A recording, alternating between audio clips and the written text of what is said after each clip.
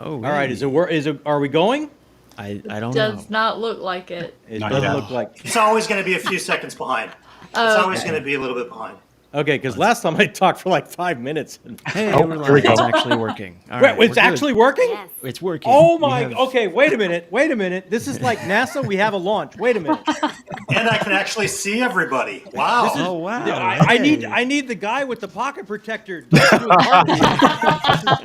This is amazing. Okay, number Little one, live stream 101. number one, the next time we do this, it will be with a different company. Wait, That you Just mean the figured company this that's- one out. Paul. Yeah. No, Yeah. I've never we're not changing anything. I have never Nobody touch any setting. nobody touch a button. No one, especially me. All right, first of I'm all, just gonna live stream for like 2 months. yeah, Not that's gonna it. stop. They're gonna have to bring us in food. We get some and practice. everyone, thank you so much for joining us. Probably the second time. We thought we were going. This is the first gathering of this Wars of Light and Shadow group. Everyone that could be here, and life happens. There's a few that had things going on and couldn't make it this time, but that's why we have such a big group. For each time, we'll have a lot of different perspectives and ideas and things, even though we have some people that can't make every one, because it's going to be a long journey for the Wars of Light and Shadow. And oh my gosh, and a special, I am so sorry to the enormously talented Miss Janny Wurts, who is going to be joining us. But her browser doesn't work with this new streaming system we have, so she is in chat. She will be answering questions that way. She says she types like the wind. So everyone in chat, and that's including you, Janny, no spoilers or questions like that. We're going to try and go as spoiler-free as long as we possibly can, because we want everyone to be able to hang out and stay with us. If you have not started this journey through the Wars of Light and Shadow, we want you to stay with us as long as you can and get excited about it, because this is a journey that I think everyone's going to agree here is so worth taking. So, guys, thanks again, everyone in the chat, Janny especially, for hanging in there. We finally got it going. So let's go around the horn here. I'm going to call out some names. You guys let us know. And if you see some new folks here, these are all channels, if you're not subscribed to, they are in the description box. Or since we did this a second time, they will be. You should subscribe to them they're still absolutely there. right away. Gotta Okay, they're check still out there. everyone in the description. They're still there. I'm going to try, I swear, cartwheels are going to happen. So let's start in this bizarre BookTube Brady Bunch situation we have here with my brother from the north, Brian. Brian, introduce yourself and just let us know an overview of what you thought of Book 1 of Wars of Light and Shadow, Curse of the Mistwraith by Janny Wurts. Well, what an introduction. I am Brian Bell from the channel BellTube, and this gathering has really been a long time coming. I think John and I thought to do this 6 or 7 months ago. Yeah. So this is just completely bonkers that we're here. Yeah, on a very cursory level, this book is everything that it's claimed to be. It's fantastic, and I think for me to have epic fantasy and have such a long series and yet still feel fulfilled after one book is pretty rare, and that's how she's done these arcs. And I'm sure we're going to talk about that a little bit, but this book is all of arc 1, and so she's famously said that she doesn't like leaving us on cliffhangers. And it's exactly, that's why I wore this, Janny, by the way. That's why I'm wearing black for my guy, Arathon, and the musical hat for him as well. But I just feel like, after such buildup, because, we put this, read along together, this buddy read together, that, here's hoping, right, that we all actually like the book. And this is just, it's fantastic. I love it. I'm excited to keep going. And Yes. I've been talking now longer than the stream's been going, so I will let the next person. Yeah, the stream has not been going As long. usual.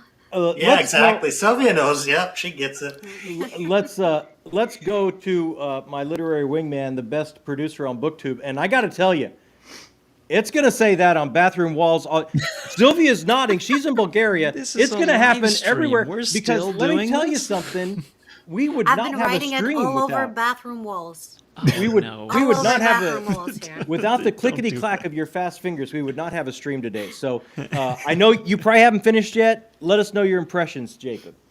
I mean, I completely share every thought that Brian has, and I've been watching Jake, extremely Nerd dangerous. Level Rising's videos as well about how much he loves Curse of the Mistwraith. I won't spoil your thoughts, obviously, but I feel exactly the same. Like, this is...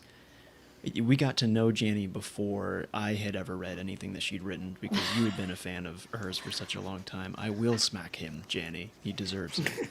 Next time I see him, it's happening. Just what an absolute gift to like hear from Janny and hear her be such a kind individual that helped us with. We got elevator music. Are we bopping? No, this is me. I'm trying to send my mom a link, and the phone just went like Oh no! bonkers. We gotta get Brian's mom in here. Okay, but Oh my God, we got Myrna Bell. This is a special stream. I mean, we'll make like you it. said, I'm about 50% of the way through. This week was crazy. I wasn't able to finish, but it's truly a gift, this story. I mean, the Gallant, and now this is... I know that this is going to be one of my favorites of all time. So, that's how I feel. Christopher Navo, hit us with your overall impressions of Book 1, Wars of Absolutely. Light and Shadow. Absolutely. This book is the reason why I love fantasy in the first place. Yes. It is what I look for in a fantasy story. When I read books, there are books that you just want to have a fun, quick read, and then there's books that you want to get lost and be lost for a very long time. And to be able to have that again in a book like this, and I know this book's been out for a while, but to go back and visit some of these older titles is what I'm missing sometimes. Sometimes I just want to be lost. I want to take my time with a read, and this is exactly what that gave me. It gave me character development. It gave me something that I can just get lost in, take my time. There was no rush. And surprisingly, I read it faster than I thought I was going to. So, yeah, it's going to be an epic, I think, for me. And I'm excited to see where all these different arcs are going to go in the future, for sure. Definitely a home run for me. Yeah. Okay. How about you, Mr. Abel Montero? How was Book 1 for you? I think, have you gone forward? You're further in the series, right? Or tell us. Let us know. Yeah, I just started book 2, and it will take me a while to finish it. I hope I'll be able to finish it this month. For me, it is an especially challenging read because, of course, of the language barrier. Yeah. I have been reading fantasy and science fiction for 30 years in English. But for this one, it's what I was chatting about this book with Palmer Pickering, another author. And she said, because I was in the early stages of the book, she said, wait to get to the middle point. It's like learning a new language. And she's American. And for me, it was exactly like that. Because, when you have been reading epic fantasy for so long, they kind of begin to look all the same. Of course, every author has his flair, themes, and we all try to give us a little bit of a spin. But this was the first time in a very long time that I have read something that felt completely unique on so many levels. And it was a transformative experience for me. It changed me, and it wrecked me, and it destroyed me. The only other author that ever had that impact for me was Robin Hobb many years ago with Assassin Apprentice, which is a completely different story, which has its own merits, goes on in a very different way. But this one was so difficult and so satisfying, so rewarding. And I am actually, no kidding, a different person now that I finished this book. And I feel so grateful because I had the ability to read it and also to ask a question to Janny, which is the sweetest woman in the world. She's been very patient with me, trying to clarify many of my doubts without spoiling the rest of the story, which is so long, of course. So yeah, I'm pretty happy, and thank you for allowing me to be part of this stream because I was so unashamedly eager to be part of this. I actually tried to be here, and I shot my shot, and I asked, "Can I be here?" And I thought, "There's no way they're going to allow me to be a part of this stream." But it is happening, and I was afraid that the stream wasn't working because I was not supposed to be here. Really happy, really happy. Oh, that is absolutely not true. You were absolutely supposed to be here, Abel, and I was thrilled you reached out to join us. So no, it was not you. I know exactly who to blame for what's going on today. So Sylvia, Library Unbounded, tell us Hello. your thoughts, your initial thoughts of book one. Well, much like Abel, I had a bit of an issue with the language to begin with because I'm also not a native English speaker. So, and I thought I spoke good English. I've read over 350 books, and then the author threw words like bedizant and newels Right. and garrulous at me, and I was like, oh, okay, I'm illiterate basically. So, but it was an interesting challenge to learn all of those new words, and it became its own kind of fun. I read the book on an e-reader, so that was helpful. You can highlight the word and find out what it means. And as you start, you kind of get into it, and then later on it becomes a little bit easier because you get accustomed to this sort of expression of thought. Not even the words, it's just the way that a sentence is structured is its own thing. And once you get used to it, I caught myself thinking kind of in that way and expressing myself, and my friends were looking at me like I'm a little touched in the head because nobody speaks in that beautiful way anymore. But it was beautiful, it was so lovely, and especially in the more cathartic moments it lent to the drama. So that was the first thing about the book. The language was made what made most impression on me initially, but then later on I was absolutely stunned by the masterful display of psychological and emotional reasoning behind things.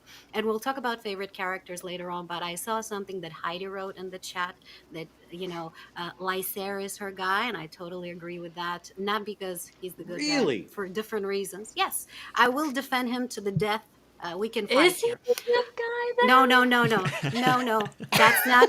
I'm not you know what? saying anything. We can talk about it later. We can If talk you could, about it. Jacob, if you could figure it out, I would love to do a poll during the chat, Lysair or Erathon. Like that would be an awesome fun There poll. might be a way to do that. I mean, in actually. terms of character execution, I found him to be the more compelling figure to follow for multitude. Oh, of we will reasons. get into it, Sylvia. I am Yeah. 100% with I'm you. ready. I am I'm ready. completely with you. Oh, I know re- the rest of Abel, the world you is in too? love with Erathon, Oh, but that's the no. hill I'm dying on.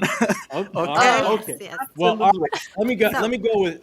I'm going to go straight to Leslie because I think she's Team Erathon with me. May I Leslie, just what- conclude Yes. with the fact Yes, that you're I love the absolutely. I'm book? so sorry. Go ahead. There you go. I love the book. Yes. Okay. There you go. Yeah, I'm definitely Team Arathon. From the very beginning, he attracted my attention. And it's also part of like his character and why I liked him so much.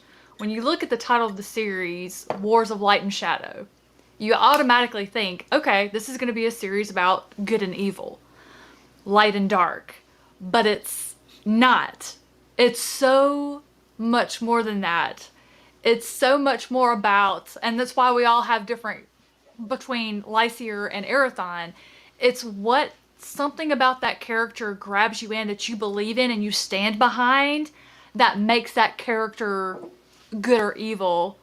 And that's what I love most about this series is that journey of the characters. But also it was beautiful to read. Like way back when some of you weren't even a twinkle in your mom and dad's eye was when I got into this type of fantasy. And it's been a long time since I read something as beautifully written in words that painted the picture as is the story that it was telling. And it took me a while. Like English is my only language and I'm still not good at it. And it took me a while to get into the flow and just knock the dust off some of those words that I haven't come across in a long time. But buddy, once I got rolling, I was like, oh man, why have I been away from this type of epic fantasy so long? And it so good. It's wonderful. But yeah, Arathon, come on. Yeah, come on. Okay, coming up, bat and Don't do cleanup, this, but not Sylvia. the That's last not at allowed. anybody's idea. Jake at Nerd Level Rising, what did you think of Book 1, Wars of Light and Shadow?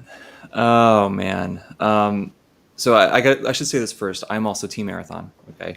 All Of right. course, the nerds stand together. Yes. I love Yeah. it. It's sort of like why I like Hadrian. Like if you give me like an emo boy in any degree, I'm here for it, right? So, Yep. Arathon all the way. This was even better than I was expecting. This book, after having read Hell's Chasm and The Gallant before this, like I had high expectations, but it still blew me away. And I think to me, what kind of sums it up the best is I was sitting here the other day and I was like trying to come up with a video idea, right? And I was just like, man, I still haven't done like my top 10 series of all time or whatever. So I started thinking about like what would go on there, whatever. I don't know how I don't put this on that list, and we're Yeah. one book in, and I'm like, that says a lot to me. So it's like I can't. It has to be there, right? It's just a matter of how high it is, which is crazy. So this was wonderful, and like you guys have been saying, the words that are used, the cadence, the rhythm of the sentences, the everything, like that added so much to the reading experience. I went through it so slow, and I loved every second of it. It was so much fun. It was great. Am I the only one who's Team Mistwraith? Yes, you are all by yourself. But That's look, dangerous. I just got to tap in here at the end and go. I'm totally with you. Like if I were to do my favorite series this year to update, like this has to go on there, and I'm a book in, and I don't think it's going to do anything but probably start creeping and crawling its way up as we go further and further and deeper into this. What I love the prose. I love this transportive prose that is different and otherworldly and has the weight and gravitas of something that it's like you broke through a cave and found some old scrolls and blew the dust off it and saw something that happened in a world from a time far away. And it just permeates your soul and tells you the story of this war of light and shadow. And I love harking back all the way to story from its beginning. So much of this family drama just resonated with me like it was a Greek tale, all the way back to the Greeks, like Antigone, that type of situation, these estranged brothers that come together, and the curse, and from that curse, the ripples from this family relationship that's going to move ever further outward and affect the entire world around them in these amazing ways. And the Mistwraith, I don't think we've seen the last of the Mistwraith. I'm pretty sure. We're not going to get into spoilers yet, but absolutely, I was complete, and I loved to ride Hell's Chasm, but this, I liked it even more than I thought I was going to like it. And I'm just going to kind of start with a question to Janny and give her maybe a little bit of time to type, and then we'll maybe go into something else while she's typing. Now, I know in the beginning of this book, we kind of have... we find the brother after the flotsam of this huge naval battle, and he's pulled out of the sea, and he's imprisoned in the bowels of this ship, and his brother comes and they see, and then they go to the trial. All of these early scenes to me just crackled with drama. I could see them being staged as if they were played out on a stage. The dialogue was fierce. And the motivations were so clear for each character, and they were diametrically opposed. It was everything I learned in drama, and they just crackled with that. And I reached out to Janny, and she told me, and I would love for her to tell us a little bit in chat here, because I can never remember the name. One of her early mentors was a playwright that was nominated for the Pulitzer. So a lot of that seeped into this journey she started working on this... Oh, see, I'm totally wrong. So No, there we go. that's another question she was answering. That was a question above you. Oh, okay. About I think Eric. she's talking about Steven Erikson. Yeah. Okay. I want to So- know if she was an artist first or an author, because she paints with words just as well as she did with oils for these book covers. Yeah. Amazing. Completely agree. Yeah. Okay. I'm trying to see if she's gotten an answer to that. I would love to know the name of the playwright. I'd love to know how he inspired your work. Leslie would like to know if you were a visual artist first or a writer first. And the other amazing thing about this is she spent like a whole life journeying to learn these things. Let's see. What else do we want to, Brian, I don't want to get into spoilers quite yet. Do you have questions for Janny? We'll go around the horn and just try and get some questions. We'll start opening it up for questions as well in the chat to see if Janny can type as fast as she says she can. You know, I don't, because the only question I had, I actually DM'd her, and she answered it for me, and it was kind of a dumb question because you know it's just when you have a book like this, and I will apply something like this to Malazan or Book of the New Sun or whatever.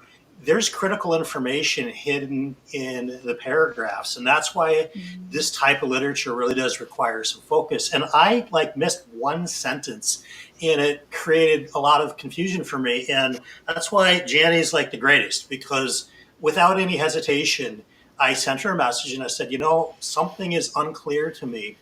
And, you know, she answered it in a second, and it was like, oh yeah, okay, cool. I must have just literally missed that sentence. And move on. But yeah, I don't know. I have asked her so many questions already. Yeah. I will yield my time on Janny questions to everybody else that may not communicate with her as often. All right. Does anybody else have a question? Raise hands and we'll see how fast she's typing. I don't think she's got any answers in yet. Oh, here we go. I got one.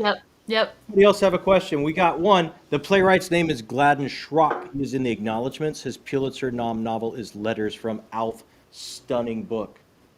I gotta look that up. So actually, I do have a question. See, I knew it, Brian.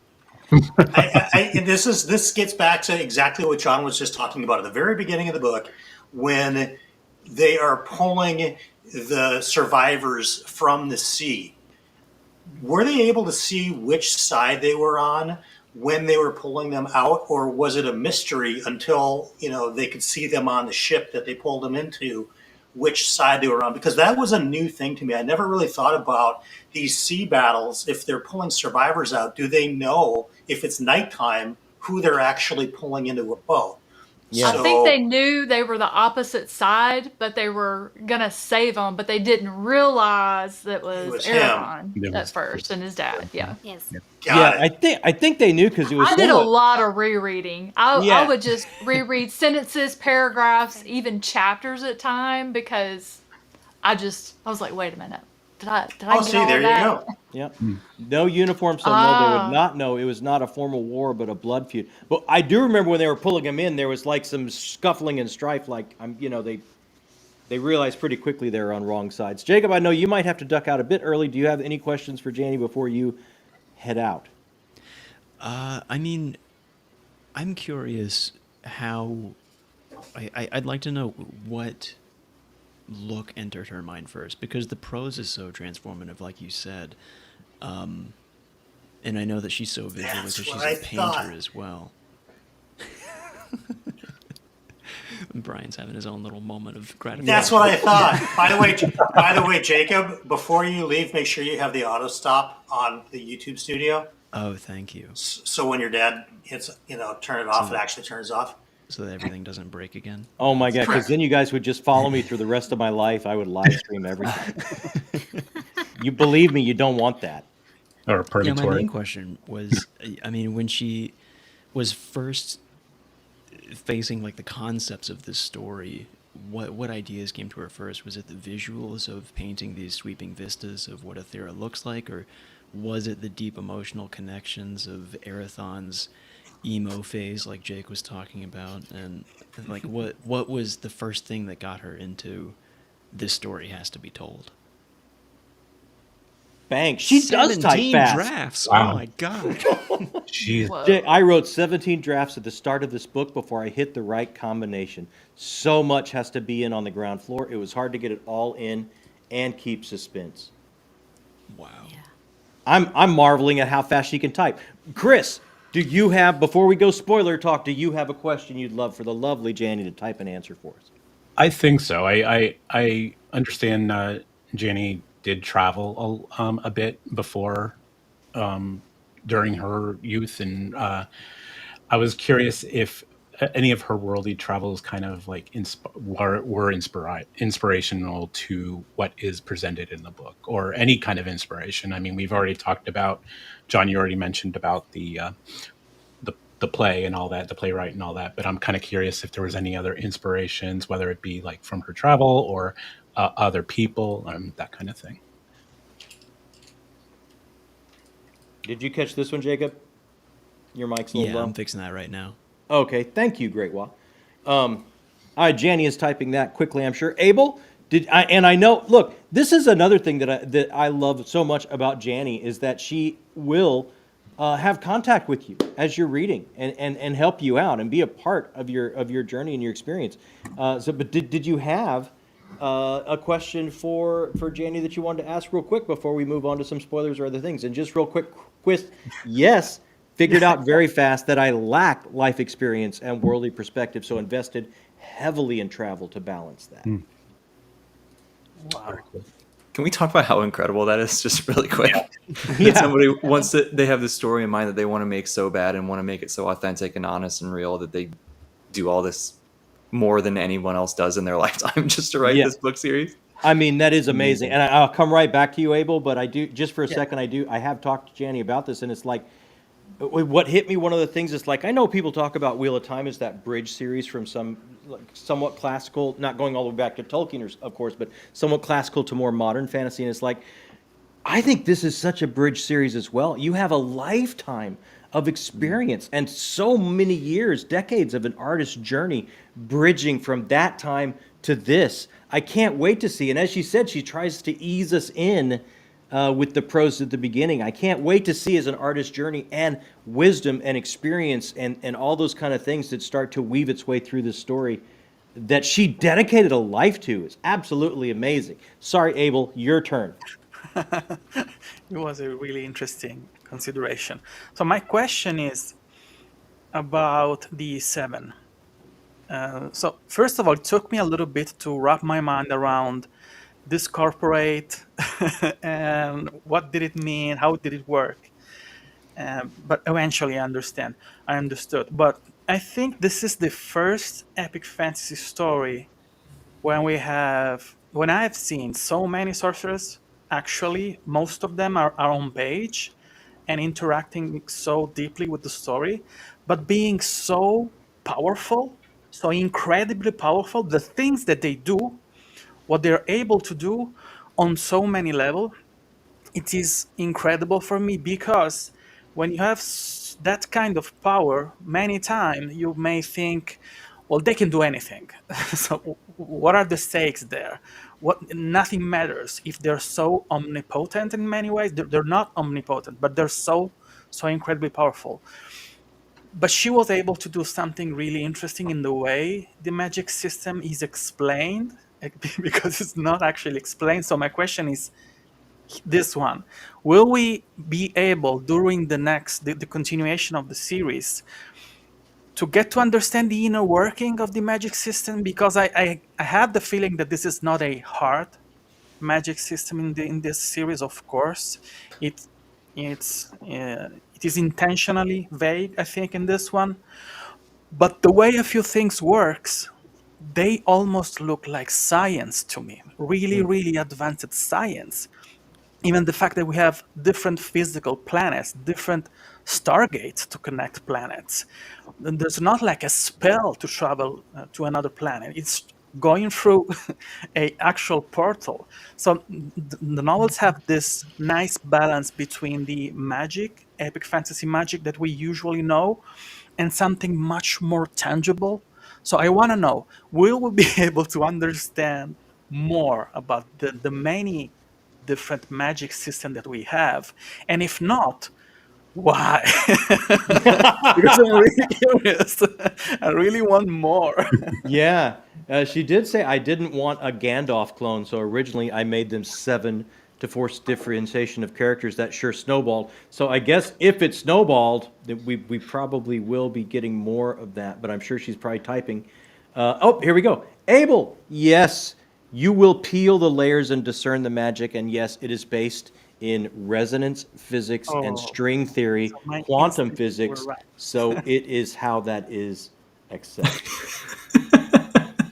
Yeah, I So wanted is- to mention something about that because ahead, while the Sylvie. magic system seems vague initially when you look at it, there are very clear explanations as to how they do the things, what string they are accessing to do that. There are specific things that are being done on a different line, and I pulled out a few things later on to look at them, and it's very, very impressive how a system can appear soft but at the same time have very clear defined rules for how things are supposed to work. So I also had the idea of science fiction and potential, especially for what was it, I forgot the word again, this corporate sorcerers. I have a specific idea of what they might be, but I don't want to. Again, we're still in non-spoiler section, so I don't want to say anything about that.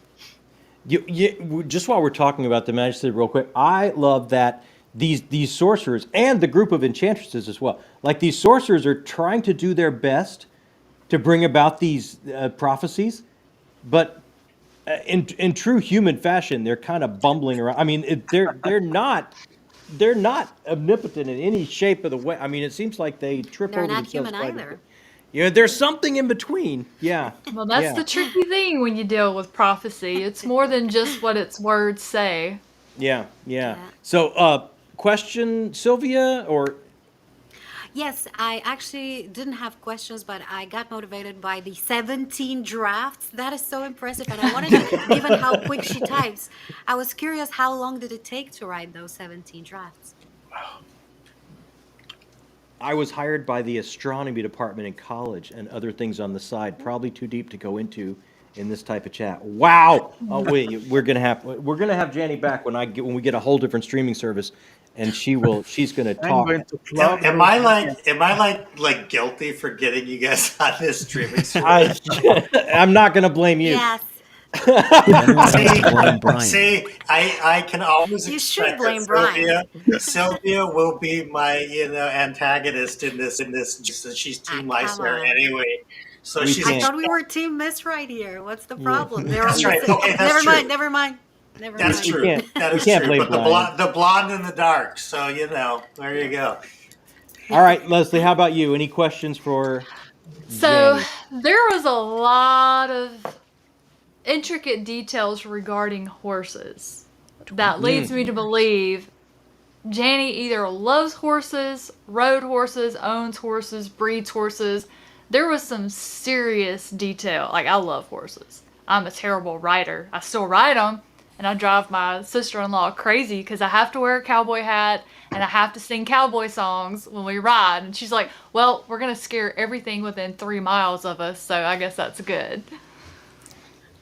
Yeah, I'm sure she's typed. Yes, she is quite the horsewoman. 20 years, but not continuously. I had to draft up through bits of Storm Fortress when I hit the form of the start. Wow. Okay, Jake, you're up, man. All right. I think I have a pretty easy, hopefully easy one. Which, by the way, Leslie, if you like the horse stuff, To Ride Hell's Chasm has even more, and it's Got crazy. that one over here. Yeah. Yeah. Oh, yeah, you're going to love that. Yeah. So first, let me say I greatly appreciated all of the resources in the back of the Yep. book that are not just Yes. explaining some things, but giving pronunciation and like some of the roots of the words, and like just being able to make those connections was really helpful.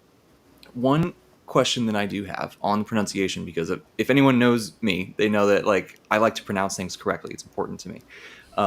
So when we like the last names, for example, right? Like Salisbury, you say the S, but it looks like Arathon, you do not pronounce the S. I just want to make sure that's Cephalin, correct. yeah. In the audiobook, it's pronounced Cephalin. Okay. So But it's it- there slightly. Is it In the- Cephalin or Cephalin? I feel like I've heard both. Cephalin. I want to know the correct thing to say, because I think in the back of the book it's like as if it's just fallen, like there's no S sound, which threw me off. So I was like, why is the S there? Which Yeah. the audiobook was phenomenal. Yeah, she did give a shout out to her narrator here just a bit ago. Yeah, Colin Mace, he's That's awesome. top notch. He's amazing. Yeah. I'm very impressed by people who can actually listen to the audiobook, because even reading the words and trying to visualize them in my head, I was, struggling in the beginning to kind of, because the sentences are complicated at times, and being able to comprehend that information from listening and visualize it is amazing to me. Very impressive. Yeah. She did say, ridden, owned, helped out for breeders, showed, jumped, evented, now search and rescue mounted horses for life. And It's fallen. Okay. you do pronounce the S. I have a recorded file for Colin. It could be posted. Beautiful. I have a question then. Forgive me if this is something that I might have figured out had I finished the book before this discussion. Yeah, we'll all yell at you. Yeah, please do. But in the Gallant, there's characters like Varaine Sendiant, and there's several characters in Curses of Mistwraith that have that last name that starts with the S. And I know the Gallant takes place, like, I think 500 years before Curses of Mistwraith. Is the S before the last name just an evolution of language that Sen turned into just the S apostrophe? Is that, or am I reading way too far into that? Which could be. I would think that's Jacob one. Minton with the unexpected depth Yeah. of question. Yeah, like that's that. like What I did. Way to go, Mr. Entomologist. Oh got my gosh. scholar over here. Wow. It's almost like he's a writer or something. Yeah, right. All right, everybody. We're close to probably turning it over to spoilers. I know people want to get into it. The S denotes bloodline. The sin is town-based and records a line of material inheritance. Oh, okay. Gotcha. So kind of class-based. Okay, so does anybody? This is one of my favorites, and this I'm just going to kick it off here. I love the theme that runs through this for me, and I just want to talk about themes a little bit because I love how themes are going to hit each and every one of us a little bit different. We're all going to take something away from this that's a little bit different than the rest of us, and I love looking at that. For me, I just love the themes of identity in this. Not only who you are, but how you fit in your family, and how that can change by how those around you define you, and then you change yourself to match that. And how those relationships can build and grow and sever, and how that again can change that by the things you accomplish moving through life, how that can change your definition of identity and who you are. And I just thought this was so rife with that with that type of theme, the gray areas between light, dark, how we're an amalgamation of both, how it shifts and changes going on, how those that we expect to be dark maybe truly aren't be, and light goes the same way. I just love the themes of identity. What struck each and every one of you guys as themes that you walked away with that really spoke to you? And I'm going to go opposite way around the horn this time, starting with Jake. Oh wow, going first. Okay. I think one, like that was big for me also, of seeing the. Well, if we're in spoilers, it's fine. So like seeing, like, I think Arathon in particular struggling with like what he wants to do versus what he feels he needs to do, and what other people tell him to do, and just like that whole whirlwind, I think was really relatable. I got a lot out of that, and then also like you said about how everything's turned on its head, right? Like Lysair is like the knight in shining armor, but he kind of turns out to look like a bad guy, but is he? Like, and then the opposite with Arathon. It was Such questions. Mm-hmm. Yeah, so much with that. And I think the other thing that really stuck out to me was along that same line of going against our expectations is the title of the book sets us up to think that we're going to have this climactic battle at the end where we're fighting the Mistwraith, right? And it was not that at all. And that was just so awesome. That was, I think the expectations and subverting those was probably the most interesting part of the experience. Yeah, And, but we did have some bam pow at the end, man. Yeah, I was gonna say Oh, that. for sure. It just wasn't exactly what I was expecting. Yeah, no, it Great. wasn't. Yeah. Leslie's themes. What did you walk away with? What stuck with you? What got under your skin? I mean, for me, this was Arathon's journey for the most part. And I mean, it's kind of like Jake touched on it. It was what he wanted to do, and then also doing what he felt was the right thing. And then the fact that he is actively battling against that curse that's laid upon him. Like, he knows. I don't know that Lysair understands what's at stake here, but Arathon does, and how he is trying to avoid coming into contact with his brother at all costs. Just that fight to do what you think is right. I don't know. It was insane. But Yeah. it was just a whole lot of, this is what you think it's gonna be, and it was completely not, but also was kind of thing. I was just kind of rolling with it. I'm one of those people that I don't like for everything to happen at the very end of the book. I like to have some little things happen. So when we get to where the two brothers encounter where they're supposed to deal with this curse of the Mistwraith, I'm going, oh, there's still a lot of book There's a left. lot What of are we book going to left, do? yeah. I was so unprepared. And that's when I realized, well, now, wait a minute. Maybe this is a different journey than I thought it was going to be. So, but yeah, it was mostly character for me. Just them battling against what they thought was right, and I mean what they wanted to do, and just myself, I was going, okay, this one's trash, this one's this. Ended up, besides Arathon, Dakar, or however you say his name, Yeah. is my second favorite character. He's great, isn't he? Yeah. Love Jakob, Alara. And I think we are getting into Aspen spoilers. here. I think we are going to get Yeah, into yeah. spoilers. So I think. Oh, we I are, thought we everyone- already were. Yeah. Well, I was trying to keep it as much as I Nothing's could. technically been spoiled for me yet, so we're all good. But thank Okay. you guys so much. It was cool to be here. I turned off auto stop, so thank you for that, Brian. So I just hit Glad in we're able to broadcast, figure it like out. nothing's going to blow up. I hope not, but if it does, I can't help You know it. what? We're So, going to have a production meeting that you're actually coming to, and we're going to figure out a new system. You can talk that all out with Brian, but thank Okay. you guys. Love you, buddy. Thank you, Jacob. Take care, Bye. Jake. Bye. Okay. Go ahead, Leslie. I'm so sorry. I have completely lost my train of thought, so we'll move on to the next one. Let's feel free to just blow up things with spoilers now that Jacob's gone. Anyone hop out if you haven't read this book. We've tried to say spoilers free. We can stick with themes, or we can stick with other things that we want to get into. We are up to Sylvia. What stuck with you? What got under your skin? What did you wake up at and go, oh? What were those kind of moments for you? All right, for me, the main thing was the concept of free will and who's actually driving this story. Because we're talking about these two guys, and their journey, and I think this is very important. I think both of them had very compelling stories. But why I like Lyseer's storyline, I don't like him more. I like his storyline more because he was driving his story a little bit more. Whilst Arathon, on the other hand, was a little more inert, I would say. He was fighting for what he thought was right, but he ended up where he started. He was still, this actually not exactly. Yeah, at the end he decided that he's gonna take this apprenticeship or whatever, but he still did it because he made a promise.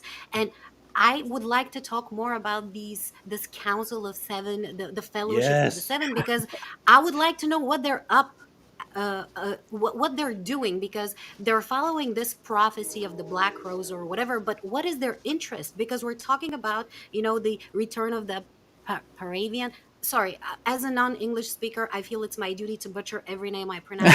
So the Paravian. Go, Sylvia, go. Thank you. Like, they're trying to return them to the wait, what was the name of the place? Sorry, Athera. Athera, Yeah, thank you very Athera. much. So they're trying to return them there. They're not trying to save them. They want to return them and to restore the seven, because as far as I understand, they can't be replaced by apprentices and such. So they have their own thing going on, and I think they're trying to achieve that no matter what. There is one very distinct phrase in my mind where one not very pleasant guy in one city says, you will do that over my dead body, and one of them says, if need be, we'll do it. Like the ends justify the means. So I would like to know, what are their ends? This was the most interesting thing to me, and I kind of their deal was the thing that again was the most interesting to me. And I think the themes of, is there free will, and are these prophecies already predetermined, or are they predetermined by the movements that these seven guys make to arrange everything to go by these prophecies? So this was the thing that got me the most excited in the book. Yeah. And I mean, it even goes so deep, right? Like not even just like destiny, but it's like they're genetically predisposed. Like one is you know, Yes. it's almost like a royal line. Arathon is genetically predisposed to be compassionate and empathetic and take in the feelings of his people around him. Whereas Lysair, it's justice for all. Heidi's bringing this up as well. Yeah, Lysair has the absolutely. DNA justice gene. Forget how he was totally destroyed by the possession before in his father's Mm-hmm. court. He realized he may have the wrong idea about his brother. So it's almost like they're predisposed genetically as well. So how does Yeah, that but factor into free will? absolutely. I mean, they talk about it all the time, how, those five high kings, they were established by those, again, Fellowship of the Seven, and each of them was imbued with a specific trait that defined their royal bloodline, and they were bound to it. There was no escaping it in any way. And you can see before that, like, if you look at the childhood of Lysair, first of all, he was abandoned by his mom to a despotic, very abusive father who at best ignored him and then put him down in front of everybody. And as soon as he was banished, he completely forgot about him. Like, he was abandoned by both parents, growing up as a person that was clearly liked by everybody, and that might have been an outward thing, but when you see him even in the beginning, when he accepts this messenger and treats him nicely, like the text says, the messenger received way nicer welcome than would be expected of a person that brings bad news. And then when he went on the ship, he was empathetic, and he constantly doubted himself up until the moment where the Mistwraith actually changed, like scrambled his head. And yes, the cracks were there, as we see, but again, he was battling those. Before that, we can see that he was not a bad person. He just suffered of the consequences of what was done to him, just like Arathon does. They were both like screwed up by parents and duty. So I liked how things were not black and white. They were they were changing, they were shifting, and I liked how when this thing happened, we saw the actual change in him. It was a beautiful thing to witness, and that's the tragedy of his story, that he Yeah. wasn't a Oh, it's bad rife person with and he tragedy. turned Yes. into a bad. Love that. I love it when the author broke my heart in such a beautiful way. I'm very thankful for it. Don't know what that says about me. Yeah, look, Heidi, again, so many times Lysair admitted he was wrong about Arathon.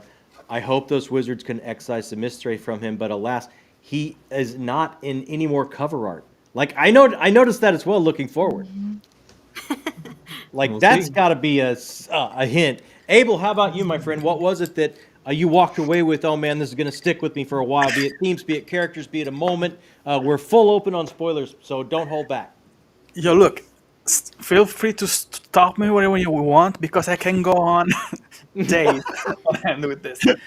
I was not kidding when I said that this changed me on a really deeply emotional level. So the first thing that comes to mind whenever I look at this, and by the way, this is the first time that I read a mass market paperback that I hate so much.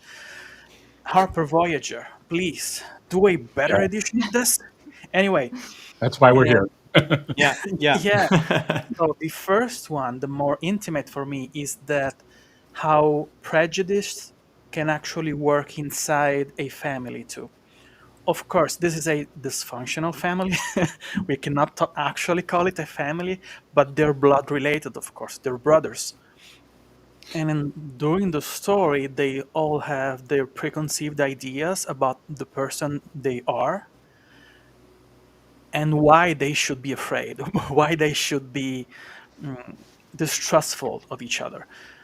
Of course, those ideas, they did not come from thin air. They're based on their past experiences. But the more time they spend together, especially at the beginning of the book, the more they realize how those ideas, they're real, but they're actually also wrong. And it made me think about, coming from a huge Italian family I am the sixth son of seven. I am a huge family. And even if my family, even if we don't go to the lengths that the story this one goes, it is actually really difficult to deal with all my brothers. We're all almost male. I have just only one sister, and she's the best. But all the other males, we are really difficult people, and it is really difficult to deal with one another. And it was heartbreaking to see how there are moments when they become really close. they're really close. I won't go to length to say they love each other actually, but they but that's absolutely to me that was the appreciate. beauty of the Curse of the Mistwraith, right? Abel, they had to be together to pull that off. Exactly. Yeah, that's And what that, made it hurt so much. Right. Yeah, I Yes, was like, yes. I want these two to be brothers. I want them to stick together, Exactly. but you know it's not going to happen. You I was know it's like, not gonna I was happen. like, that happened really quick, and I was like, uh oh. Yeah. Go ahead, Abel. Sorry, I just had to it throw that in made there, buddy. me it made me think about my experience, and makes me ask myself, am I doing all I can do to make my family relationship works the way they should work? And I think that's really powerful. Yeah. Because I saw myself in Lysair so much in so many things, and it made me think, am I acting the way he acts towards a couple of my brothers? Am I treating them? Okay, so you understand what I was about to say. I do completely. And I look, Yeah. this is that amazing thing when a book or when art gets to that level where it makes us look at our world and reassess and reevaluate not only our world but our family relations and ourselves. And that's why I was talking about that identity. It's like I fit in my family a certain way, and I'm expected to do a certain thing every time I'm in the room with them. But is that really what I should be doing? But it's the role I'm been programmed to fit and do all these years. Yeah, I know, Abel, my friend. I know exactly what you're saying. Exactly. I think you said it even more brilliantly than I was trying to get at when I was talking about the themes that hit me. I so appreciate that, my friend. And I have two other things. I'll try to Go be ahead. brief. Okay. One thing that it's really important for me is that, when we see the actual timeline, so the today of the story, okay, the actual continuity of the story, we have hints that everything is really old. This tower is 10,000 years old. This place, it's been inhabited for so many. So this culture is lost, and we're waiting for the other culture to come back. So, but even if the Mistwraith is covering everything, the mist is covering everything, the culture, it actually nobles, working people, and the usual backstabbing that you have in fantasy books. But the book gives you this feeling of cultural stagnation. So the mist is actually stopping Athera and all the populations, all the people on Athera, in progressing to becoming something better, to modernize, to embrace creativity, to go on. So it is a nice, it's a frightening image, the fact that this mist is actually covering the place and in some way is stifling the ability of these people Right. to progress, to try and Right. feel free themselves, and to be Right. something else. And I think this is actually pretty fitting today because, Yes. we are in a place when technology seems to allow ourselves to do whatever we want, but it looks like we do always the same things, the same mistakes, the same worse, the same kind of prejudice. We have always the same problem. We seem unable to learn from our past mistakes. And the fact that those two brothers have that kind of weight on their shoulders to actually shake up the status quo and move the world, it is really touching, because I think that even if we don't have an actual mist surrounding the world, we're very much in that kind of cultural stagnation. We seem to be unable to actually really progress. It's like we're hitting a wall again and again, all around the world. And it is incredibly sad, but also incredibly fascinating, because the way the book resolves that, it is so frightening. And I ask myself, are we going to see a moment where all our cultures all around the world kind of have to deal with the fact that we are not going anywhere, that we are struggling again and again without a real hope? We're not having two persons like those in our world. And so it poses more answers and more questions than any kind of answer in this, but I think it is really fascinating for me. And that's why my review was almost 40 minutes long. Sorry. The last thing I want to say I don't know how to pronounce the name. Is one of the 7 is Traith, the one Traith. That's a who truth. Yeah. Yeah. I think it's my favorite. There is a scene that highlights his drive to do what he has to do, and at the same time, his internal conflict. And it is when there is a room full of nobles, and he is the one that is able to drag Lock 'em Eragon in. away Yeah. Yeah. with doing that magic trick, and with many of them falling asleep because he was manipulating them. And at the same time, he suddenly disappears, and then we see him with Lara, that beautiful conversation on the shore with the sea and the sea foam, and with the pacing of the conversation going faster and faster, the sea comes raging more and more, and you see this broken man who gave up so much because in closing the door, he lost many of his abilities, and at the same time, he has this disability. That's incredible. Give me a novel with his point of view, 900 pages of that, and I will drink it up in a week. Yeah. Could So not agree Yeah. more. yeah, I've been rambling for half an hour. I'm sorry, but Traith is definitely getting some love. Yeah, that was a great Yeah. moment. Wow, Abel, so well said, so beautifully said. The same thing like that. The mist and the fear when it was removed yeah, of exactly. people Yeah. being afraid and not wanting to move on into the light after so many. I mean, that was imagine so- that yeah. happening to you, living your entire life with the sky being one way, and tomorrow it's all pink and there's stars everywhere, like Yeah. huge ones. What are you It's gonna do? it's Seattle. No, I'm kidding. All right then. But imagine you live somewhere else and you see that.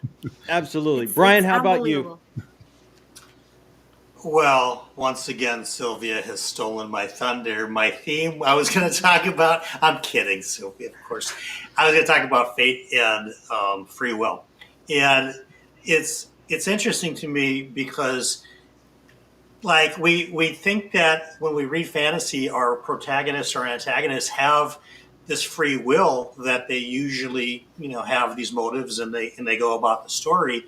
In here, we find something where a fellowship of sorcerers have gazed into all potential futures and potential fates and figured out that while this one is far and away the worst for these two, it's definitely the best of all available options. And so they basically remove the free will from both of our kind of protagonists, because they're sort of both protagonists, at least in this book. I think as we move forward, maybe that shifts a little bit. I mean, even just like someone else had mentioned, based on the cover, it seems like Erathon might be more of the protagonist, but we'll see. But so that theme of free will versus fate was really what struck me the most. And to kind of piggyback off something Jake said, when we subvert expectations, I think that the title of the book is the biggest red herring of them all, because when we read a title that says The Curse of the Mistwraith, our brains and our imaginations immediately go to the Mistwraith word, and we think that that's the big bad of the book, but really it isn't. It's the curse. Curse is the word that only until you've read this book do you realize that curse is the word of choice in the title. And it's just so novel and fresh. And I've not read anything like that after I finish the book, the title actually reveals itself. And according to Janny, these layers are going to continue to peel back as we get through this series, and reveals don't take forever. There's going to be ongoing unwinding of what's really happening. So I'm excited for that. But yeah, I was just kidding, of course, Sylvia. But great minds think alike, of course. And for me, it is this whole idea about protagonists not having any free will is very unique to me, and I like that. Yeah. Janny did say earlier, I wanted to point out, some of this mystery around the Mistwraith is, we get drops in all the way up into the very last book in the series. So, Yep. this is going to be a slow reveal. Christopher, coming Yeah. up, bat and cleanup. Go ahead, buddy. Yeah, I mean, absolutely. What I don't want to repeat too much has already been said. Especially, my point was definitely with Sylvia and Brian here on free will. I have that in my notes, big capitalized. Definitely, free will being such a conflicting issue for both of our characters. For Arathon, I have a little bit of like that. He's got his responsibilities, but he also has his passions. So he's like fighting between, these two things of what we talked about earlier, what he wants to do as compared to what he needs to do. With Lysair, he's got again that. Well, I mean, especially later with the free will, but in the meantime, he's got his duty and honor. I kind of also want to follow up with Brian on the title of the book, but I'm pulling actually from the series title, "The Wars of Light and Shadow." The war, I think, is also kind of internal too for both of our characters. They both have this light, they both have this shadow that they fight, and it is those things of free will versus responsibilities versus passions versus duty and honor. So it kind of ties in internally, because for me this was a very character driven story and not so much that black and white that we initially thought, like everything that's on the light side is going to be good and pure and shadow is going to be the darkness. But you get that blend from both characters, and I love that that's like a conflicting thing. That's that internal war between the two main characters for this book anyway. Yeah, that's an awesome observation, and I missed Yeah. that entirely, because when you think about the wars of light and shadow, you think of one side as the light, one side is the dark and the shadow, and they're going at it. But yeah, the No, wars yeah. within light, aka Lysar, and the shadow, aka Arathon, those internal wars happening. That's really observant, Christopher. Yeah. That's excellent. Yeah. Totally agree. Okay, so we're full-blown spoiler territory. If anyone in the chat has questions, if anyone, what do we want to bring up? I kind of want to open it up. I've kind of gone around the horn a couple times. I will just open up one thing. Okay. It says I had this moment. I just show my age a little bit. I remember this movie from when I was a kid. Soylent Green is people. So I'm probably the only one that gets that reference. Maybe Brian, but I know what you're talking about. okay. Threw him under the bus right away. I'm 30. I'm 33. Yeah, I don't know that's what it. you're talking about. At most. But Yeah. the Mistwraith is made up of people. But Like, there yeah. are so What? many. Like There that. are so many things. Like that war you I wanted talk to- about of light and shadow and all of this. There are people. There are people. Well, I wanted to jump off of something that Brian said earlier about the, the sorcerers, the mages. They look into the future. They see every possible outcome, and they do the best they think they can. But as far as I understand, they only see the things related to this world, and we know that Trier is not of this world, so they can see everything related to the Mistwraith and to what can happen there. They can only see some of the outcomes on this world, so they only act upon that. So what we understand, there are people there, and we see that once the Mistwraith overtakes Lysair, he teaches him spells that Lysair didn't know before that. So what's up with that?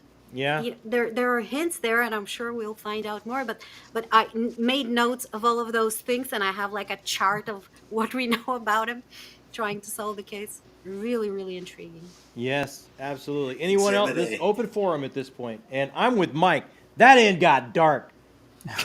Yeah. Oh my God! The end to me also was so much a perfect illustration of like how the point of view matters so much. Like when we were seeing through Arathon and that group of people, and it's just like, wow, this dude is a monster. He's killing these kids. Like, what's happening? But like when we switch POVs, it all makes like it's the internal logic is there and it makes perfect sense. But then the other side feels bad. Like it's this. I just thought it was such a perfect illustration of that idea of how much that perspective matters. I thought that was awesome. And I think she lays that out so beautifully in the prologue. Yeah. I mean, it's not a very long Yeah. prologue, and you kind of get that kind of setup initially right away to understand that there's more to, there's another side to this Yeah. story. Also, And- the fact that we had, I'm sorry, I stepped on someone. No, go ahead, Abel.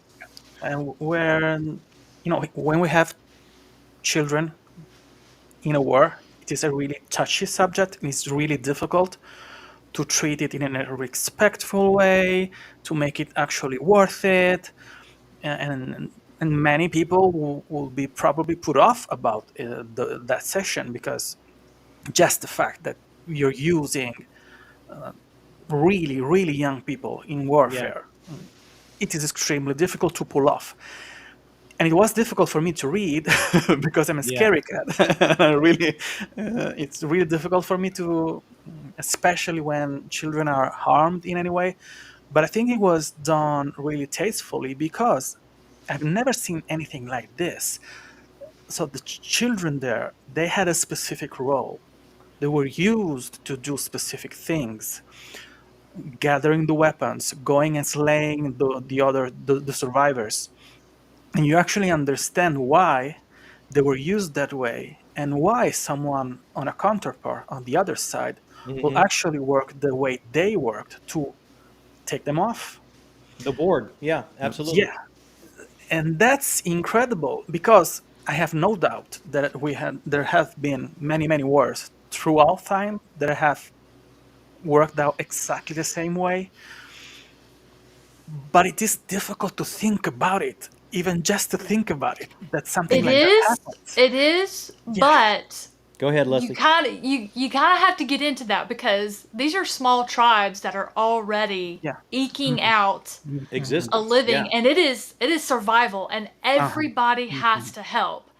And so the big people are doing, the fighting, and they're they're moving on. So the kids are coming by and doing the easier part that is, in theory, that is supposed to be the safest thing for them, if you think about it that way. But the ones that killed, that, like, I forget what they call them, scalp hunters, head hunters, I forgot what they called themselves. But they, like, that was so, like, that just, there was no honor in what they did. Exactly. And that's just not typical, and just the depths that, that, like, a lot of people are like, oh my God, it was so violent. And I'm going, I didn't think it was that bad. The way what struck me. I mean, but like you said, it made sense. Yeah. Exactly. Like, it was logical. It did, and on so many layers too. Like the perspective that Jake was talking about. These were such the perfect roles that these two leaders, genetically predisposed to lead a certain way, when you are looking through their eyes, you can track the rationale. It does make perfect sense. And then just the mastery of the prose, this transported, beautiful beginning, and then this unflinching look at the end of this conflict. But Lysier, he's driven by justice. He can't help it.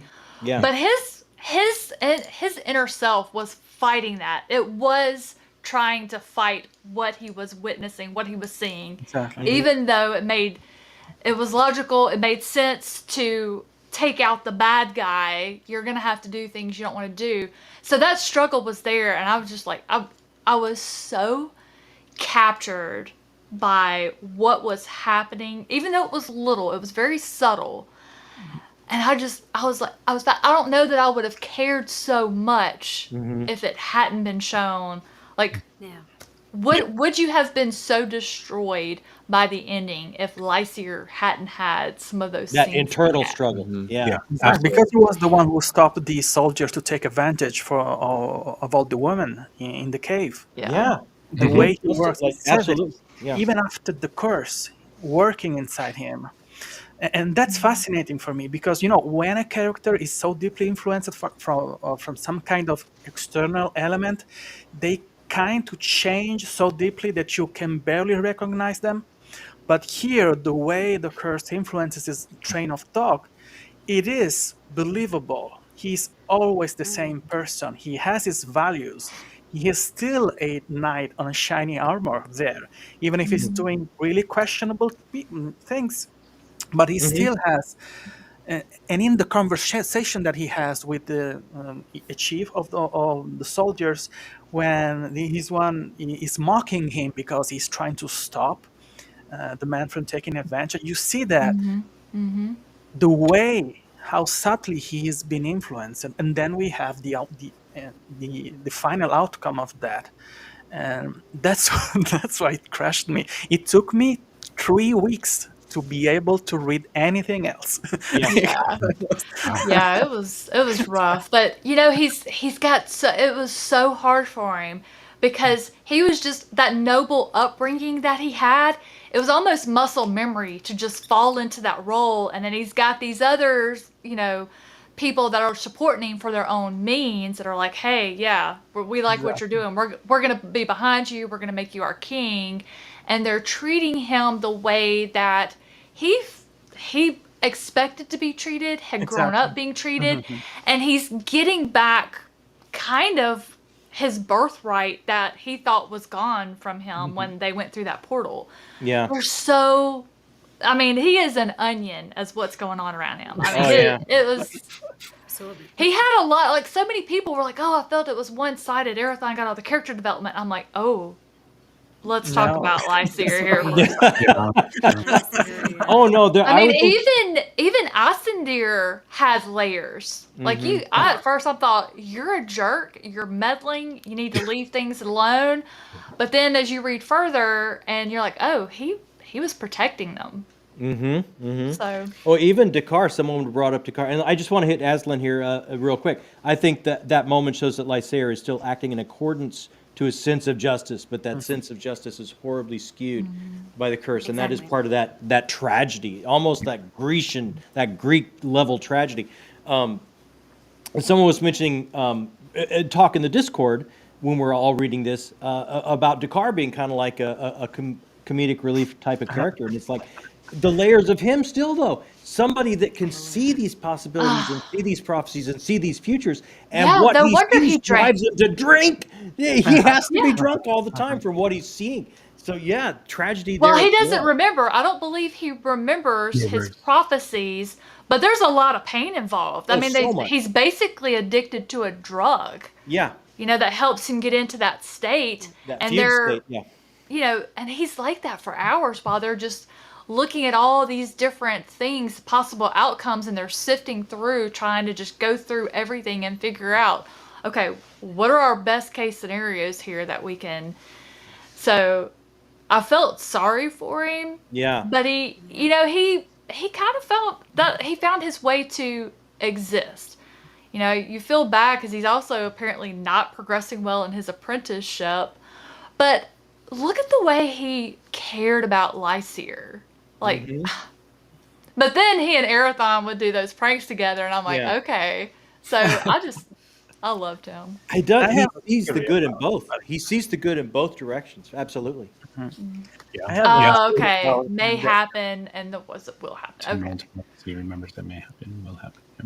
Yeah. And I want to know what you think about it, because do you call it Dakar or Dakar? Dakar? I said How do you- Dakar. but I Doctor, could be I wrong. think Dakar. I think. You know, he tries to silence the voices that he has in his head by drinking, because he's on a higher level of knowledge and perception and all the rest. And I think that in many ways, every one of us as readers, we kind of do something like that. Because Yes. hear me out. I have a point here. There's a moment when each and every one of us, we give up trying to influence the people in our restricted circle of people in our life to start and read, to enjoy reading the way we enjoy it. And that's why we are on BookTube, because we want to find other people to share this passion with. But in many ways, being a reader, strong readers, people who gorge down hundreds of books every year, it kind of changed our perception of life. It puts us on a different level. and we have to silence the voices in our head. And with the way we do it is by reading more, incredibly. Yes. In a way, we are in this circle that is virtuous for us because we kind of elevate our minds by reading more, but at the same time, it takes us away from many, many people that we have around in our life, because we will never be able to explain the experience of enjoying books the way we enjoy, to have this kind of conversation. And it is incredibly sad. I had this conversation with another writer. He actually asked me this very question: when did you give up? When did you give up trying to change the people around you in your life? And where did you understand that there was no chance that you were going to influence them so deeply, unless they're maybe your children? Maybe they will take you from you because you like to read, and maybe, but maybe not. So Yeah, maybe not. It's finding the right about book. it? It's I'm really finding the curious right to book. see if you think that it can be a reflection that we can do about it. What do you think? I mean, I do Yeah, I agree completely agree with that. That's a Leslie. really cool observation, Abel. Yeah, I agree with Leslie that sometimes it takes the right book, sometimes it takes the right time. My aunt, for example, she hadn't read a book for 30 years maybe. It wasn't her thing. She found them boring and all of that. And last year, something happened in her life that prompted her to try and find something to grab onto. And me and my mom, being book bullies, we kind of swarmed I her love it. at the right time, and we force fed her books, and it took the right book and it took the right moment to do that. I have personally been able to influence a lot of people around me, but I also, when do you give up? I mean, sometimes it's just annoying for the people to keep on I preaching know. to them. You leave them alone for a little bit, and sometimes when they see your excitement and they see a pretty book sometimes on your shelf, that's going to spark them. So I like to pull back a little bit and just try and present it in a more secondhand way as a cool thing to do, rather than try to keep on preaching to people, because I mean, it's a hobby. You're supposed to enjoy it, and you're gonna do it when you're gonna do it. I'm happy there's plenty of people I can share this lovely thing with. Nice. Yeah. Very Anybody that wants to start a channel, Book Bully is a great channel name. Yeah, absolutely. That is a good name. I find it Trademark. Jay, you can trademark it quick, Sylvie. Janny says, I find it interesting that most readers don't focus more on the event that followed the massacre at Tal Kyorin, the settling of the shades. Every dark scene followed by a transcendent one. I didn't even realize the That's- order. yeah. I know the scene though. Interesting. That yeah, was probably the most powerful I saw Lysier be in the book. Like that's when you realize. Yeah. Can we just, that comment reminds me also, like, one of the things that stuck out to me so much was the structure of the story, and how Please, like we Jay. have like the chapter, and then like the little short chapters, and then the little like it would either be like it's like direct foreshadowing for the next thing, right? Or it answers a question that was sort of just posed. So like we're getting a little answer here and there. Or there's so many like just foreboding, like a single sentence that's just like, oh geez, like what does that mean? What's coming up? And there was so much stuff like that I thought that just that comment drives it home even more, that even outside of like the chapter structure, there was so much like the pattern, which fits the music theme and all of that. Like everything is there for a very specific reason. Not even just the narrative choices, not the characters, but like the words on the page. Everything has a purpose, and I just think that's cool. I like to It is. follow up Jake on that, because I also really love the chapter structure to that. I love this intricate part, just as Jake said, that of getting a little bit of that hint, getting a little bit of that extra answer at the end was pretty cool. But I also think it also enhances the world. There's more going on than just what's going on with our two mains here, and I love those little added bonuses you kind of get, in a sense, to the world, and the enrichment of the world itself, because I do like world building, and you get those moments, and you get those world building moments because of those little hints and those little side add-ons to the end of the chapters. It Really, almost yeah. felt to me like, sorry, it almost felt to me like the epigraphs in Malazan kind of do this, but it might take you 6 more books to realize what it meant. Yeah. Whereas like here, it's like, okay, next chapter I figure it out, and it was just it's not better or worse, it's just different. And I know we're getting hints of foreshadowing, and I know we're I'm trying to look for things like just small little things like that. Yeah. Because I know they're going to be main things that happen later on, you know, and I always like to catch those things. But It's just the one-line But I- flash glimpses were information that was essential, but did not require a full scene to deliver, would have dragged the suspense. Go ahead. And it also made so much structural sense when you read the prologue again, because this is a story that has already happened, and we're now Yeah. going back to the past, and we're observing those scenes. So it made sense that some little glimpses would be shown. And I just wanted to read one of those little excerpts from an end of a chapter. It's going to be very short, but just to show you how cinematic and beautiful it is. In a wild stretch of grasslands on the crest of a windswept scarp, 4 tall towers loom above a ruined city, while rainfall, gentle as tears, rinses the shattered foundations of a 5th. This is just unbelievably beautiful, and just pulls up from this scene to the bigger picture and shows you little glimpses from places on the map. It's just phenomenal. Just Yeah. up the absolutely. atmosphere so much. A place that becomes very important as they take on Yes. the curse of that Mistwraith. Yeah, I mean, you know, Absolutely. it just paints a beautiful picture. Yeah. So, anyone else have anything to say before I just kind of want to get into before we all disband? Do we have ideas of what's coming? Does anybody want to make predictions of any kind? Or I don't have a prediction, but I'm very interested in a character that's one of my favorites in this book that we haven't talked about today, and that's the Master Bard. oh yeah, Halloran. Yeah. Yeah, Valerian? Halloran? yeah, and it's interesting because for the small amount of relative page time he has in this big book, he really makes an impact with every scene that he's in. And now that we know that he's going to be traveling with Erathon, clearly this is going to become a more important character. And for me, he was probably one of my top 3 or 4 favorite characters in the whole book, even with the very limited page time. So I'm very excited to learn more about him and to see his influence on the story.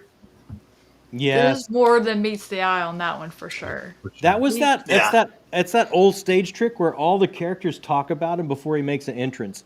Like that's why there's so much weight to him when he walks out, because we've heard, oh well, you know, if you get offered to apprentice to him, you know, I mean, it's got so much weight by the time he shows up. You know, him about the music, the relationship Yes. that the way Janny and the novel, he's in constant conversation with the idea of music and art in general that we have. I think it was really touching, because for me, coming from a background where people are generally really dismissive of any kind of arts, to know that basically everyone in this novel, they were really, really clearly aware of the fact that if Erathon decided to ditch the music and go and being a king, it was a tragedy because he was so good. And basically everyone was able to understand that. So, and the fact that if he does what he has to do, the world is losing such an artist. Yeah. It was such a touching concept for me, because I've been struggling with this for all my life. Still today, in 2025, I have to explain people, how do you do money selling novels? so do you write? Do you do money selling novels? Is that possible? So the way that so many, especially this character, he pushes, and at the same time there's this air of reverence towards music. It's incredible for me, and never heard But is it the read anything like that. tragedy? But is it a tragedy only because it's such beautiful art? Could there be something more to music here? I mean, again, I pulled up passages because I have a theory about it. Because when there is a conversation happening between Asandir and somebody else, a formidable weapon, the Laranthi, is that how you pronounce it? Liranti. The 14 string Yeah, yeah. instrument that he picks. It's a formidable weapon. And Asandir replies, in Arathon's hands, not just yet. And this is important because when we read about Arathon learning magic, initially he thinks just like music. And then later on, we have a scene where Elira says to, I think to Lycere, what this realm will kill for certain is your half-brother's musical talent, more than that. And continuously, we have the opposition of his kingship to this music, and I think there's more to that. It's a tragedy to lose such fantastic musician, but I'm sure there's more to Well, that. It every can't time he just be that. played, it seemed he put everyone under a spell. They were enraptured by what they were hearing. And according, Halloran his reputation far preceded us meeting him on the pages. Evidently, his ability to make music was such that he could travel that world safely.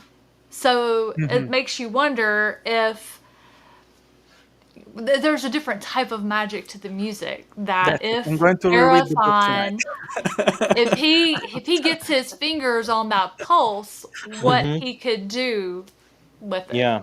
I kind of I- think this somewhat ties in. I loved how Arathon's innate skill, compassion, was so at odds with his tribesmen that were pledged to him, but then they realized how much that compassion hurts him. And the theme of music and art and what it does in this world and our world as well. It is that artist's journey sometimes, the compassion that you have to live. You're creating and living a certain way in a passionate way, and it's a double-edged sword. When you do create, it can cut you quite deeply. I like the fact that, well, for one, the magic is still sort of a mystery, at least for this first book. And I like you mentioned earlier, Sylvia, about it. Hopefully, we learned that we get expanded into that. And I love the fact that especially when we're in Arathon's voice, we get that sort of the way he describes when the magic is in play, that it's described in music, and it's described in a more how the music kind of ties into a little bit of being able to do that. And I love that whole crossover really well, and I'd like to see where that goes from sure. Yeah, into the next book. Yeah, Heidi said, I did not see ditching the music as a tragedy. Oh, Yeah, I it's your completely, love. I'm completely on It's the your other love. side of that one. Yeah. Yeah. I mean, I see it like that would be like ditching reading for me. Yeah. Exactly. Yeah. Exactly. Yeah. Ditching story. It's that type of yeah. Maybe that was out of context. I don't know. That just struck me. So does anyone have anything else to wrap up? I don't want to take too much of everyone's day. I know we had a slow start and everything. I have a thought I want to throw Yes, out there. Jake. It's two really quick ones. One is, I think, Sylvia, you were the first one who brought this up earlier with the Seven and like they're trying to bring back the Paravians and all this stuff. We're sort of positioned to assume that they're the good guys. Is that the case? Right? I'm not taking anything at face value. Right. I'm not Yeah, either. me either. And the Enchantresses, it's like, well, what's going on? So I'm sure we're going to continue learning more and more about independently them, but then also because they're aware of each other and they're sort of trying to do, so just And learning more Ilaria about is that. kind of stuck in the middle there. Yeah. The character of Ilaria, right? Like, yeah. Yeah. And then my second quick thing is I'm blanking on the kid's name, which is driving me nuts, but we had like this super quick like coming of age story with this kid in Arathon's camp at the end. And like he's going to be important, right? So I'm excited to see where that goes. Isn't Absolutely. it something with them? I have one last thing, and then I'll stop bubbling for this. Bubble away, Because people. Bubble away. I enjoyed it so much. I think that one of the greatest accomplishment of this novel, and probably the rest of the series, I guess, is the fact that it is in constant conversation with the nature of epic fantasy and epics. Because, epic fantasies, the way we know them after The Lord of the Rings, the fact that they're very much based on the character progressions and free will, which we have been discussing all night, are foil to classic epics like the Iliad and the Odyssey and all the rest, where we know the outcome. We know that the characters have a specific role. We know that they're caged in a specific momentum to from A to B, but they're doing that, exactly that. They're cursed, okay? They have to do that because they represent something specific. And I think that this novel was able to stay exactly in the middle because we have character progression, we have choices, we have internal struggle, but at the same time, they're actually cursed. They have to do things. And I think it is incredible the way this novel is kind of a touchstone. I think there is something before the Curse of the Mistwraith and all the rest after the Curse of the Mistwraith, because of the way this constant conversation informs how we perceive actually the nature of epic fantasy and how that nature is actually an outcome of classic epic story. The fact that we have so much head hopping, it doesn't happen anymore because it is so difficult. We usually have a third person deeply immersed today, and then we switch really clearly to another perspective. Here it doesn't happen. In a paragraph, you can have 2-3 perspectives, and it is made so effectively because it is this. It is a perfect mixture of classic epics and epic fantasy, and makes it so modern and so unique. That's why I think that everyone who's going to read this book is going to learn how head hopping works, what epic fantasy is, the conversation that epic fantasy has with epics. And I don't think that anybody else is going to do it that well this way. I think I'll be surprised. I'm open, but I think this is, again, there was a world before of this novel and a world after. I'm pretty sure that, and I'm eager to see how it develops in the rest of the series.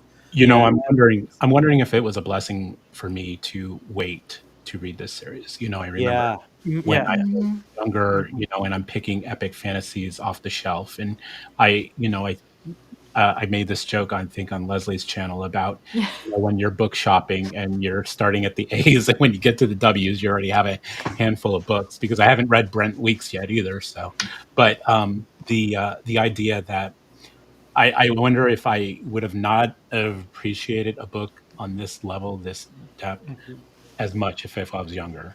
And I'm maybe glad I kind of waited until I'm, middle-aged to read this book. Speaking of which, I can't wait to reread it 10, 20 years from now. Right? Exactly. Yeah, It'll be different. absolutely. Because I want to catch things that, Right. happen later, and to get those clues in the earlier books of the events that happen later. Yeah. Someone did say in the chat earlier, this is one of those pieces that moves you differently in different places of your life. Heidi's just clarifying for us. I see all the slaughter in that one chapter is tragic. To me, give up the music and keep the people alive. So I can understand that take a little bit better. Still tragic for me, but Abel, what you were saying, I think that's what I connect to it, and with my background, I connect that to going all the way back to the cradle of drama and the Greeks and storytelling. This is such a touchstone tale of what story does to us and moves us, and how it catalogs our experience and pushes our experience forward and makes us reassess and reevaluate our experience in the life that we're living. And I just think it's done it's got so much going on. It's really, I can't wait to move forward in the series. I just absolutely can't.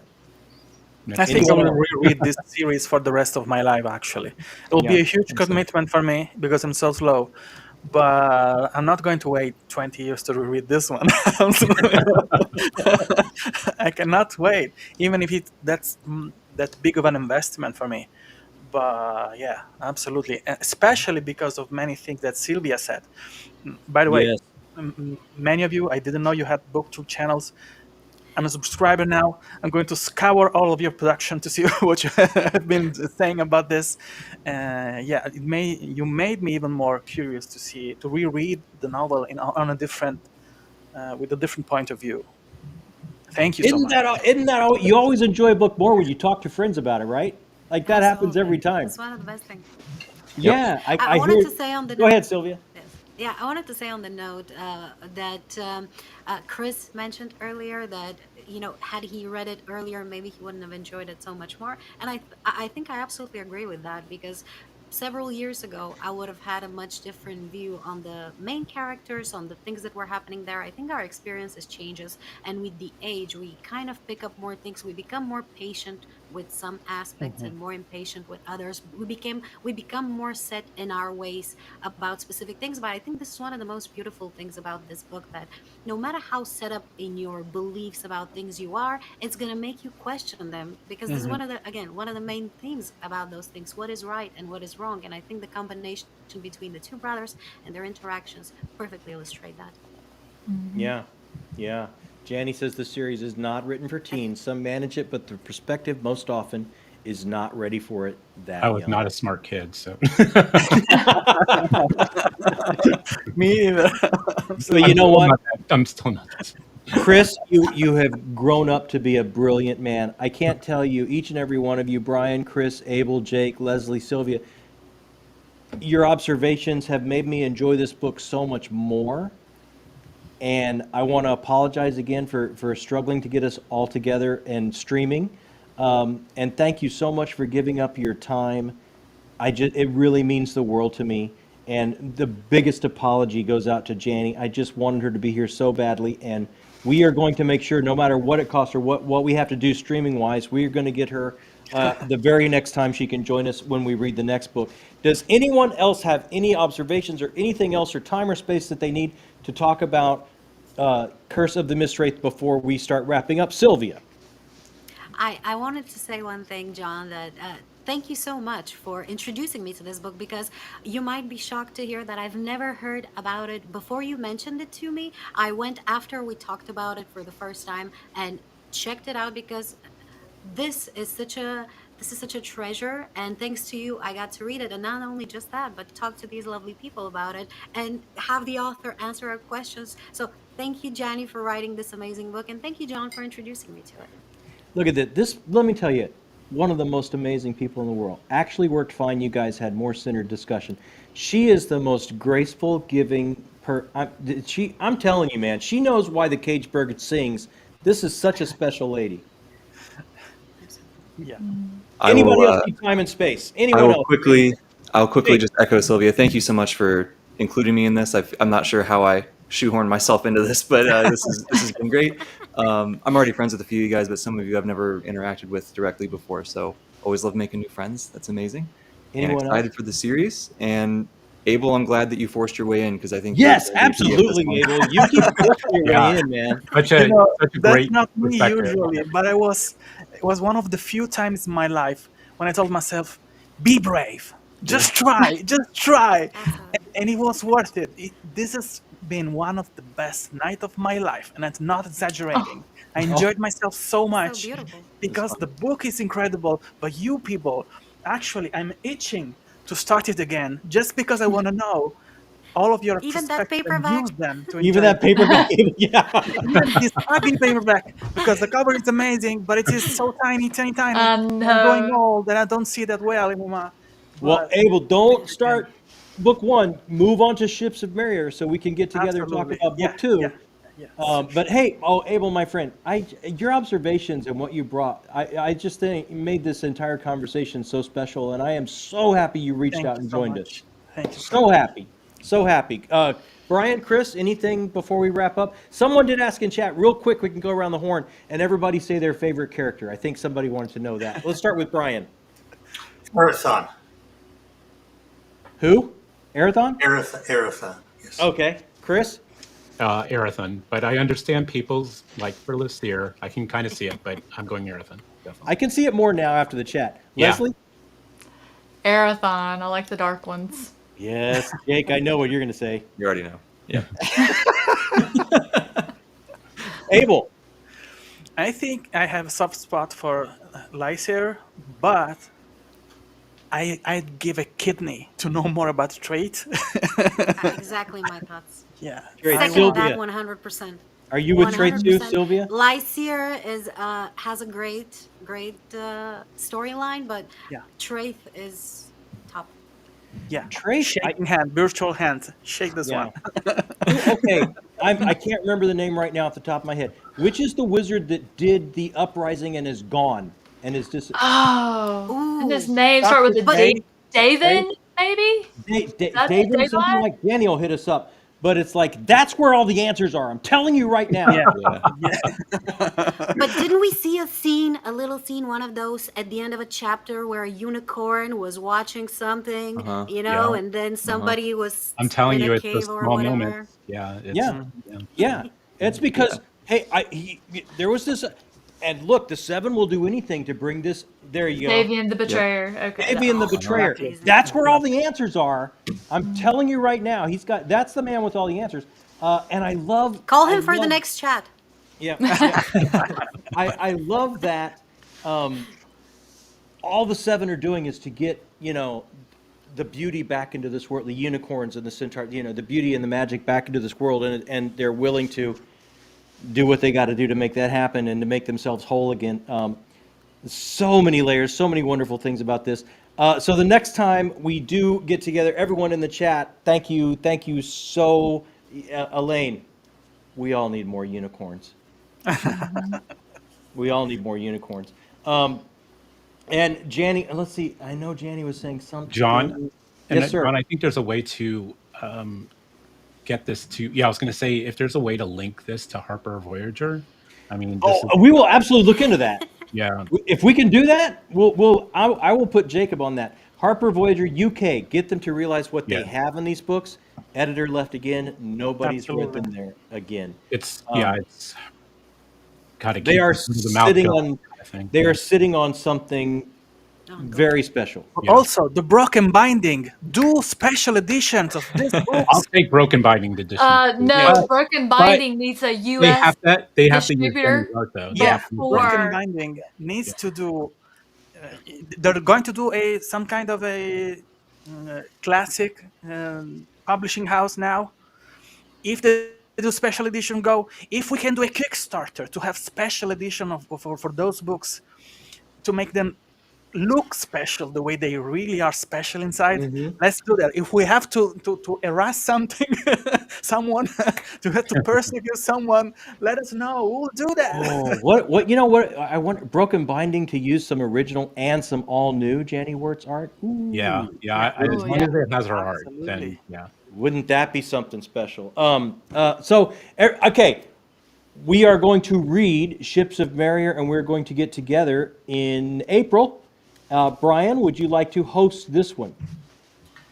I believe I can get the streaming software to work just perfectly fine. So yes, Please, for the love of all that's hope, take this off my Why the hands. drive-by, Brian? Why the drive-by? And because next time, it's not. You guys, this is not a stream with me on it. If I don't roast John, it's some Oh, point no, you in feel- the stream. I mean, this is just how we operate here. Feel free, or Yeah. Janny say, or Grimmo Express, or Broken Binding, or whoever does pretty books. I have special art set up for it. She is ready to go. Come on, let's do it. Yeah, it's awesome. She is ready to go. Book bullies okay. unite.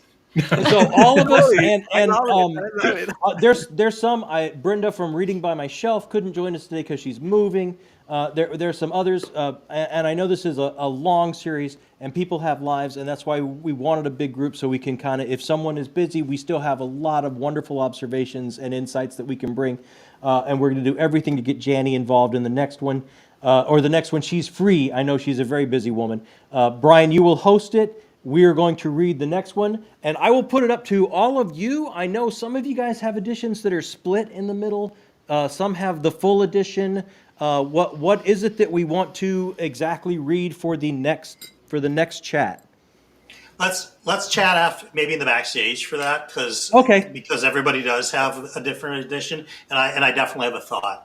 Okay. That I think is good. Yeah. That sounds. Everybody, again, apologies for the technical difficulties. Thank you for joining us. Oh my goodness gracious, Cinna. Man, at the buzzer. Okay. Thank you so much. And Slay Rock on, earlier, I missed Slay earlier giving, as he's always so generous, giving folks memberships to the channel. Thank you so much, Slay, as well. That is just so kind, Sylvia. So everyone in the chat, thank you so much for joining us and making this special. And as always, we're a work in progress. We're going to figure stuff out, but we're going to keep working on getting this right. Everyone in the chat, Brian, Chris, Abel, Jake, Leslie, Sylvia, you guys, thank you so much for giving up part of your Saturday to talk about this amazing story. And I can't tell you how happy I am to be at the beginning of this journey with you. We're going to get to spend so much time together and have so many amazing chats as we move through this entire series together. And I can't wait. I can't wait to be with each and every one of you. Thank you all so much, everyone. Enjoy your Saturdays. Thank you, thank you, thank you. Bye bye. Thank you, everyone. Bye. Thanks, everybody. Yeah.